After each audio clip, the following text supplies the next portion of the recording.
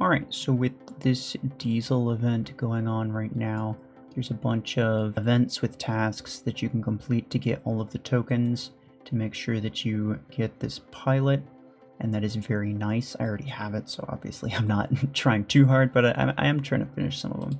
But with a lot of players about to get that missile pilot, it is probably a good time to talk about the best implants for the missile weapon category. We did assaults, next up is missile, so yeah, pretty good timing. Alright, so starting off with RPG, no, we're not going to talk about the fact that it's rank 5. So here are your implant options, essentially damage, range, and a rare radius. Damage is obviously the most important one, just because of the way that the weapon works. The radius is kind of half decent, it's like 30%. Even for a rare weapon, it's not that bad. It's like 6.5 meters if you max out the implant, which is pretty small, but it could be worse. The range is huge though. The legendary gives you like 90% additional range, and the epic gives you 70% additional range.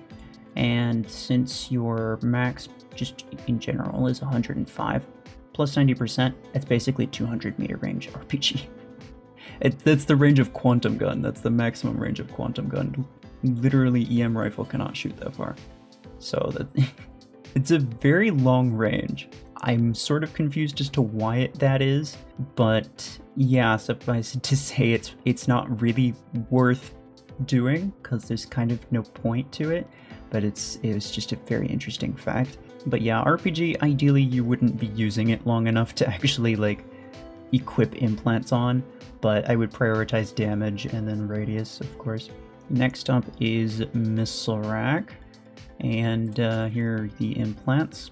So missile rack has a really long reload time, so reload's obviously going to be a good one. However, the reload implant is only 19%, only minus 19%, I should say, which, you know, takes about 2 seconds off your reload time, but it's not that great. It's still an 8-second long reload, which is pretty long. So honestly, I would go with the damage over anything, because you need to make sure, above all else, that your one salvo that you get every 8 seconds, your one salvo does as much damage as possible and ideally kills the target in a single volley.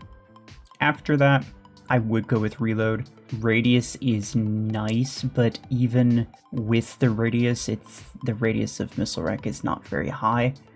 It's 66% for the implant. Your base is 4.5, which means that with a maxed implant, you got 7.5 meters of radius, which is, I mean, it's half decent, but it's not great, to be honest. The radius can help you get enemies in the back by hitting the ground. If you play on PC like I do, then probably it's a really strong implant to have for missile rack. But if you don't, then it's honestly not even worth using, because mobile players, they don't have the manual aim option, so it's just really, really hard to use it that way.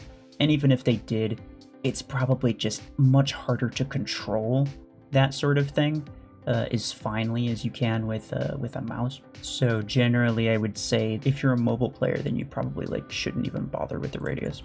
So yeah, damage first and foremost, because you need to get that kill. Radius if you're a PC player. If you're not, then do reload. But ideally, you would want all three, both of these legendaries and then the epic reload. Voltaic RPG. Now here are the implants that you got. Damage, reload, and range. Sort of depending on the mech that you're using it on, you would want to go with either damage or reload, but more than likely you should probably prioritize damage, because pretty much same deal as most things. You want to kill as fast as possible, so you know, it's less important to have a quick reload if the enemy that you're shooting at is dead first, so damage is pretty good. But then the reload, even though it's only 30%, actually makes a pretty big difference. Normally, your reload time is 7.5 seconds. You can get that down to about 5 seconds if you have a max legendary implant, which is pretty nice. It's a very short reload. It's quicker than Stormrack. This is, of course, for the 16. The Voltaic 14 has a 6.5 second reload. And with the implant, it would have about 4.5 seconds. And the Voltaic 8 has a 5.5 second reload, which would be cut down to about 3.5, which is like, yeah, crazy short.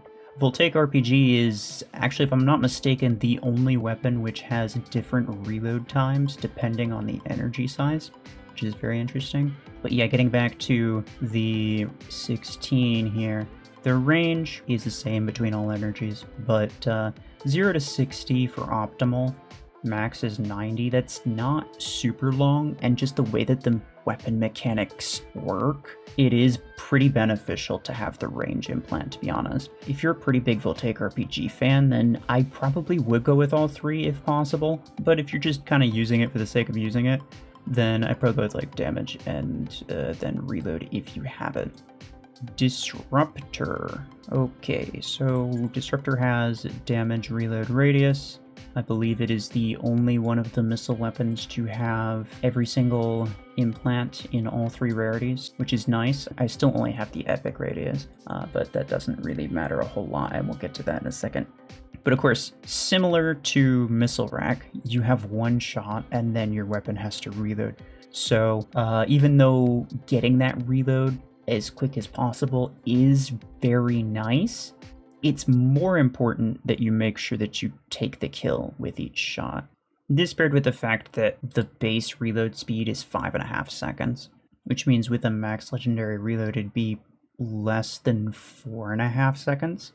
I think closer to 4 seconds, which is incredibly short. The radius is nice. You would think that the radius would be like one of the big ones, because the radius is 7 meters. Since the radius has a path, right? Anything inside the radius gets damaged while it flies by, so you just deal more damage if you have a bigger radius during that path. The problem is that the damage radius and the path damage radius are two different stats. And this implant only affects the damage radius, meaning that it will only increase the radius of when the projectile hits something and then explodes.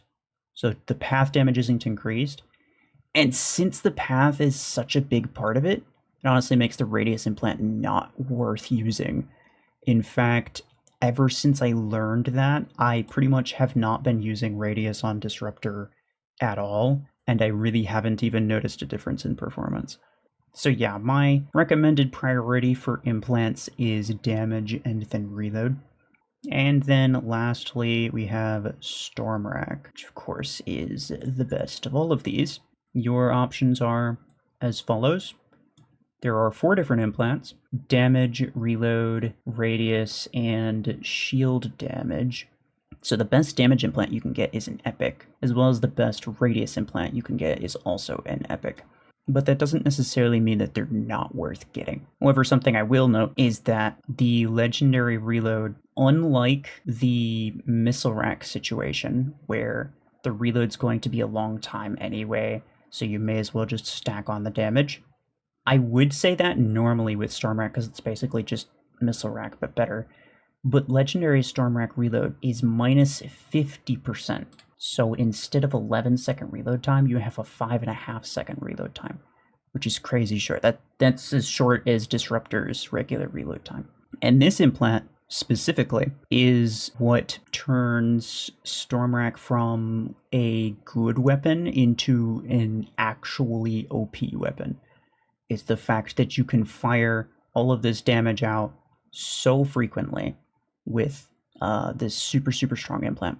But that doesn't mean that reload in general is better than all of the rest, because the epic reload is only minus 23%.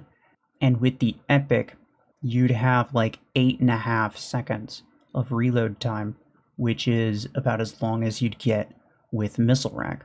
So in that case, the epic would not take priority over the damage. The shield damage implant is very interesting. With it does do additional damage to mods. The shield damage implant gives an additional 50%.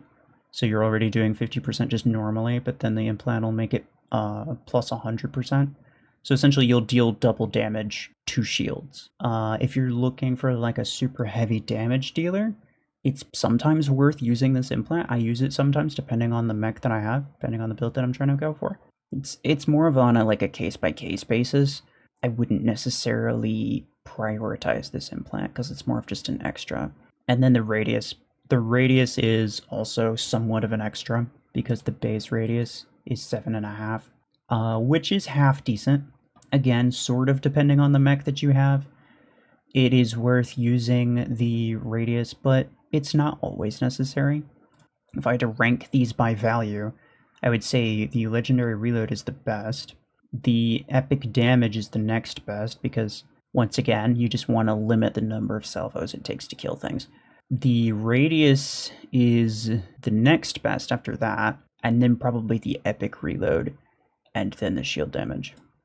There's the rare damage as well, but it's probably not as good as any of these other implants, to be honest. And yeah, that is all of the missile weapons. Rather straightforward. I mean, there's only 5 different weapons? And in most cases, you just want to prioritize damage over anything else. That is the case with most weapons, to be fair. But yeah, I definitely did want to make some notes on certain implants that were particularly good, like the reload for Stormrack, or implants that are particularly bad, like the radius on Disruptor is kind of not worth using. But anyway, yeah, good luck to anyone who's going for the diesel crate. Hopefully this video is able to help at least somewhat prepare you for when you get that pilot. But otherwise, that will be it for me. Appreciate y'all. Take care.